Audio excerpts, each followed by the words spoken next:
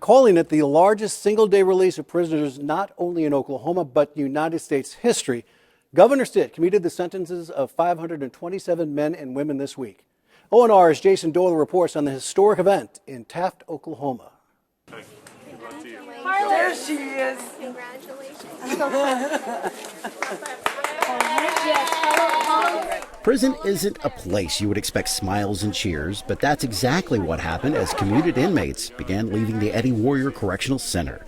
462 inmates were released from prison on Monday, 70 of them walking out of this facility in eastern Oklahoma. And as they did, the governor and the first lady were there to shake hands, share a hug, and offer words of encouragement. Thank you. Thank you. Thank you for this so much. Absolutely. Thank you. It's the happiest day ever. It is. It's a blessing to go home to these babies, go home to my husband and my mom, my dad. As Donnie Crow made her way out of the gates, her family rushed in. So who gave you the first hug? My mom. Yeah. As I was shaking the governor's hand, she ran up and hugged me. A small amount of marijuana landed her a long sentence. I was pulled over for illegal lane change, and they found less than half a gram of marijuana, charged me with CDS, and sentenced me to 10 years DOC. She was looking at spending a lot more time behind bars before the commutation. I've been in 1 year, 11 days, with 2,600 days remaining. It was a little over 2 months ago Crow found out she was eligible for the commutation under House Bill 1269. 7 weeks ago. So And I've been on pins and needles, driving everyone crazy, because it was just the best thing ever, and I wanted to get home to my family so bad. It's such an honor to be with my fellow Oklahomans outside the walls of Eddie Warrior Correctional Center. The governor noted hundreds of Oklahomans are getting a chance to change their lives for the better. House Bill 1269 made the voter-approved State Question 780 retroactive, leading to this week's releases of nonviolent offenders who were charged with drug or property crimes. And I want to challenge you because you know that there will be tough times ahead, but your kids, your family, your future, everything depends on you getting tough and making sure that you get the help that you need so you do not come back here and make the same mistakes that have happened in the past. That message resonates with both former inmates and law-abiding citizens. All Oklahomans want to be assured that these men and women are set up to succeed and don't stumble again. The crazy part about this is the struggles may begin as soon as you walk off of this property.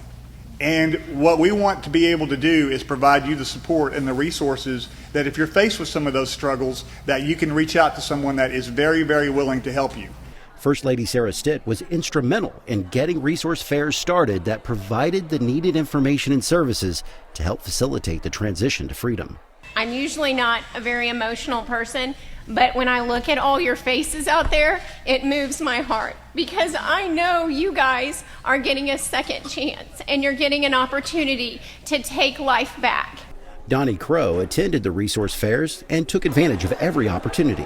My commitment is to go home, to work, to keep my head up, my shoulders back, take care of my children, my family, be responsible in the community. I'm going to get into a church family. I'm going to continue to go to meetings, continue to better myself. The large commutation also accomplished something else. It knocked Oklahoma out of the top spot for incarceration. You know, we were number one in something we shouldn't have been. And so I'm excited to lead Oklahoma through this. We're going to have 2,000 empty beds by the end of this year. Stitt also emphasized that under the new retroactive law, most of these women would have been released soon anyway. These were low-level drug offenses, and there's stuff that if it would have happened today, it would have been considered a misdemeanor, a simple fine. It would not have been incarceration. So these things today would have been a misdemeanor.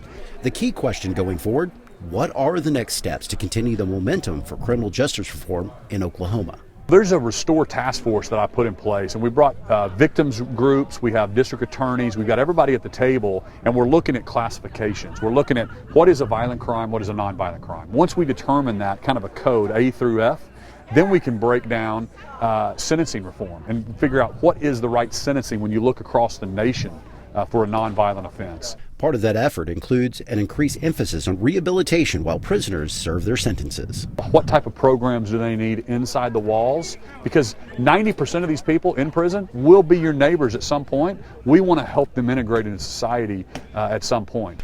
While criminal justice reform is important, Stitt says Oklahoma will continue to keep public safety a priority. I want Oklahomans to know public safety is always at the forefront, and we're going to punish the people that do bad stuff, and we're going to give people second chances, when it's deserving, and when they've served their time. Jason Doyle, the Oklahoma News Report. Now, despite the release on Monday, there are still roughly 26,000 people behind bars in Oklahoma. Our incarceration rate is second in the nation behind Louisiana.